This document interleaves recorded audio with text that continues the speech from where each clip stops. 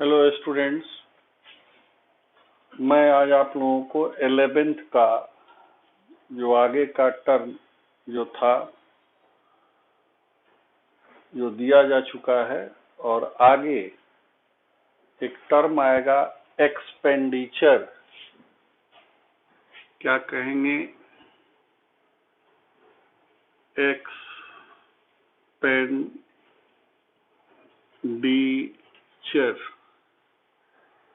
Expenditure means व्यय। तो एक मिलेगा एक्सपेंस कहा गया और एक को कहा जाता है एक्सपेंडिचर।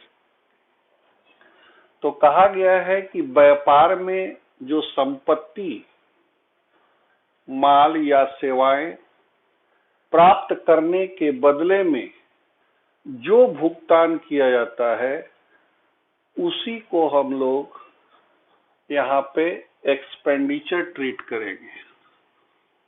तो एक्सपेंस में और एक्सपेंडिचर में अंतर है। कहा गया है संपत्ति जिससे कि नॉर्मली लॉन्ग पीरियड तक हमको प्रॉफिट मिलेगा, उसके अगेंस्ट में जो खर्च किया जाता है उसी को हम लोग यहाँ पे कहेंगे एक्सपेंडिचर है मेरा। तो कह सकते हैं कि amount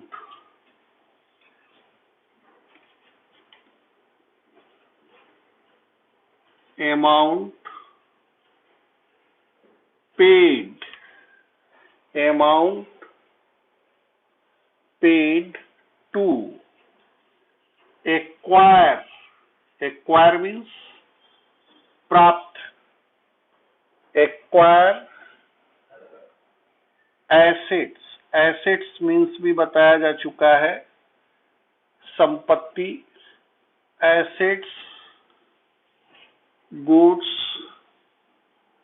और सर्विसेज, सेवाएं। सर्विसेज इज कॉल्ड, क्या कहेंगे उसको? एक्सपेंडिचर कहेंगे। ठीक है। Amount paid to acquire means हो गया प्राप्त करने के लिए। कौन सी प्राप्त करने के लिए? तो एसेट्स, गुड्स, माल या सेवा को प्राप्त करने के लिए जो पेड किया जाता है उसी को हम लोग एक्सपेंडिचर कहेंगे। अब ये कितने टाइप का होता है? तो इसको एक को कहेंगे कैपिटल एक्सपेंडिचर, एक को कहेंगे कैपिटल एक्सपेंडिचर। इसको कहा जाएगा रेवेन्यू एक्सपेंडिचर और थर्ड कह सकते हैं डेफर्ड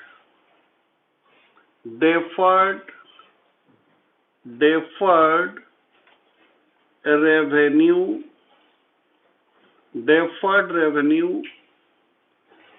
एक्सपेंडिचर। तो ये इसको तीन पार्ट में हम लोग पढ़ते हैं, कैपिटल एक्सपेंडिचर, रेवेन्यू एक्सपेंडिचर और डेफर्ड रेवेन्यू एक्सपेंडिचर कहा गया। इसी तरह पहला जो कि कैपिटल एक्सपेंडिचर, कैपिटल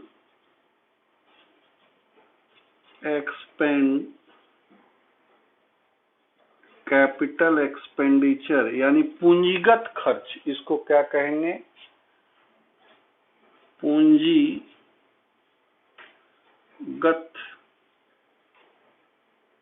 वह हुआ इसमें यही कहा गया है कि वैसा खर्च, जो वैसा व्यय जो हम लोग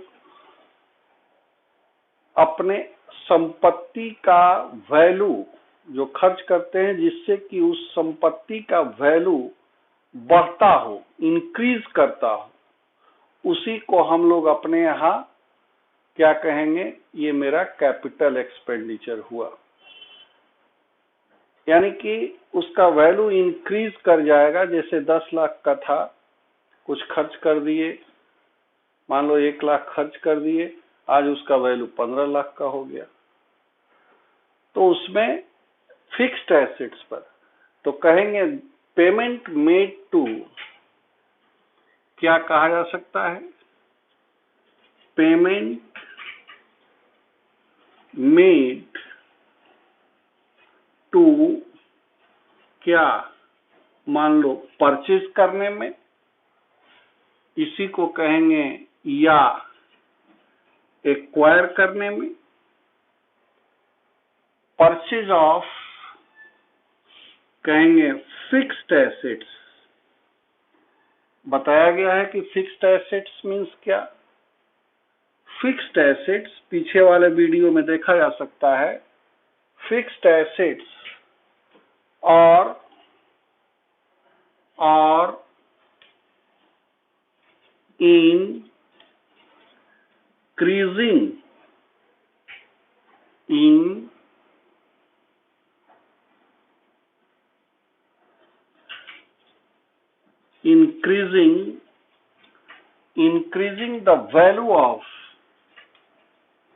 increasing the value of of a क्या, fixed assets. Fixed assets is called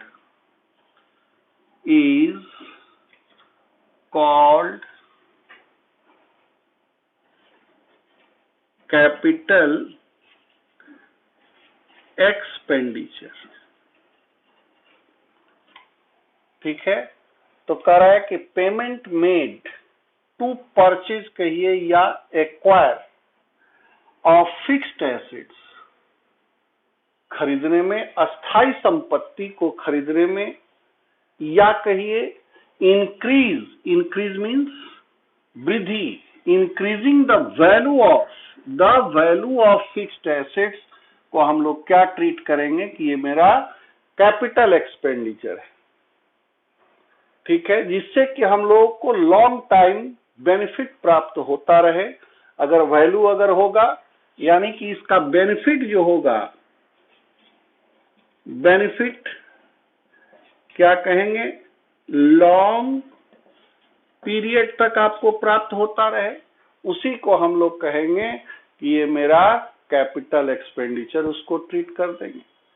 तो इसी तरह कैपिटल एक्सपेंडिचर जो हुआ, तो यही कहा गया कि अस्थाई संपत्ति, जो कि पीछे वाले वीडियो में भी दिया गया है, तो अस्थाई संपत्ति को खास करके परचेज करने में या वैल्यू इंक्रीज, जिससे कि वैल्यू बढ़ जाए, ऑफ फिक्स्ड एसेट्स, किया गया जो भी व्यय किए गए हों, उसी को हम लोग कैपिटल एक्सपेंडिचर कहेंगे। यानी कि इसमें कहा जा सकता है ओवर ए लॉन्ग पीरियड। ठीक है, लॉन्ग पीरियड तक आपको बेनिफिट दे, क्या दे, आपको बेनिफिट दे, उसी को हम लोग कैपिटल एक्सपेंडिचर ट्रीट करेंगे। सच एज एग्जाम्पल में कह सकते हैं, जिसमें कि कहा जा सकता है कि spent on परचेज या erection of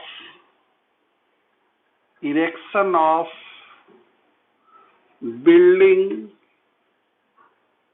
plant and furniture etc. ठीक है, तो पहला हो गया। तो सीधे इसमें कह रहा है कि स्पेंट ऑन परचेज या इरेक्शन, इरेक्शन मीन्स स्थापना करने में किसका, बिल्डिंग का या कोई प्लांट हो या फर्नीचर पे खर्च किया गया हो, उसी को हम लोग अपने यहाँ क्या ट्रीट करेंगे, तो कैपिटल एक्सपेंडिचर हुआ, जिसको हम लोग आगे चल के एक बैलेंस शीट जो कि बार बार कह रहे हैं वो भी टर्म आने वाला है, तो बैलेंस शीट में इसको ले जाकर के रख दिया जाएगा एसेट साइड में। अब सवाल उठता है, कैपिटल के बाद दूसरा था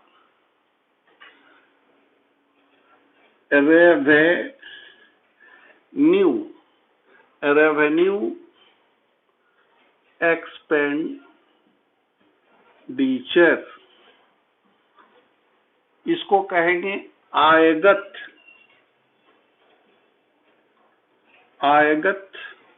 व्यय,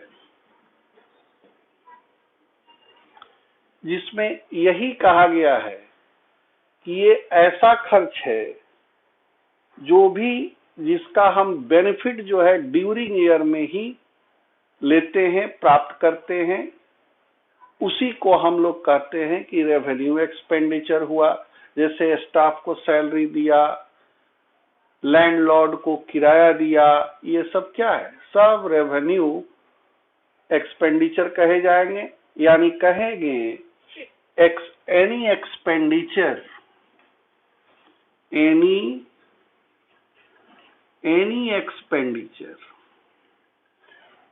एक्सपेंडिचर द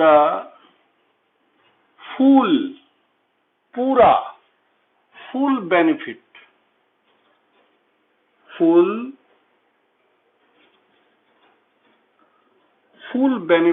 पूरा लाभ जो भी होगा, full benefit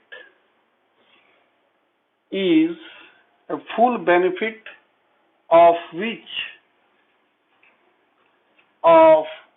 which is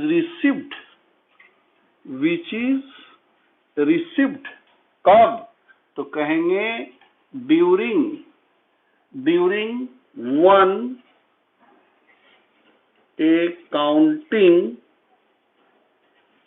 one accounting period, एक ही, ड्यूरिंग मीन्स वर्ष के दौरान एक ही अकाउंटिंग पीरियड में उसका बेनिफिट प्राप्त होता हो, उसी को हम लोग क्या कहेंगे, ये मेरा रेवेन्यू एक्सपेंडिचर हुआ। ठीक है, इसमें जैसे मैंने एग्जांपल पहले भी दिया था, सैलरी मान लो है, सैलरी पेड टू स्टाफ, इसी तरह रेंट पेड टू लैंडलॉर्ड, ये सब जो भी है, ये सबको हम लोग क्या ट्रीट करेंगे अपने यहाँ, रेवेन्यू एक्सपेंडिचर हुआ। तो वही कहा गया कि पूरा full benefit which is received during one accounting period, एक ही वर्ष में, जैसे 20 से 21 का है तो 20 से 21 तक ही उसका हम लोग बेनिफिट खर्च करते जाते हैं, बेनिफिट लेते जाते हैं। सैलरी देंगे, काम कराएंगे, रेंट देंगे, रहेंगे, तो ये सब जो है जिसका बेनिफिट वन अकाउंटिंग पीरियड तक ही लिमिट है, उसी को हम लोग क्या कहेंगे, रेवेन्यू एक्सपेंडिचर। थर्ड टर्म जो है एक्सपेंडिचर में deferred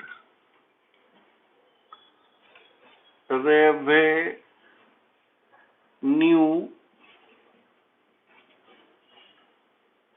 expenditure, यानी स्थगित। एक बार ये टॉपिक फिक्स्ड एसेट्स जब पढ़ाया गया था तो उस समय मिला था डेफर्ड। ये ऐसा खर्च है, इससे भी पता लग जाएगा स्थगित खर्च, स्थगित रेवेन्यू, आयगत व्यय। ये जो खर्च होता है हेवी एक्सपेंडिचर, जैसे कोई प्रचार कराया गया और उस खर्च को उसी अकाउंटिंग पीरियड में न दिखाकर उस खर्च को अगले वर्ष तक काट काट के जो कि हम लोग वीडियो में दिखाया गया था, समझाया गया था, तो वैसे खर्चे को हम लोग क्या कहेंगे? Deferred revenue expenditure. यानी कि वो खर्च जो है 4-5 साल तक दिखाया जाएगा, हुआ इसी ड्यूरिंग ईयर में, लेकिन अगले 4-5 वर्षों तक दिखाया जाएगा। उसी को कहा गया है डेफर्ड रेवेन्यू एक्सपेंडिचर। यानी कि कुछ ऐसे व्यय होते हैं जो कि स्थगित करके पूरा खर्च न दिखाकर कुछ पैसा ही इस साल दिखाया जाएगा, फिर अगले साल अगले सत्र में दिखाएंगे। तो कहा गया द एक्सपेंडिचर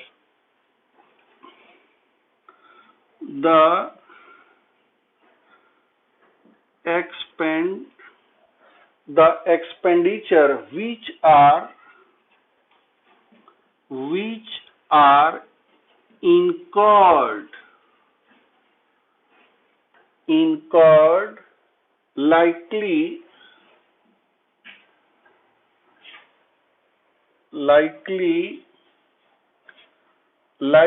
to give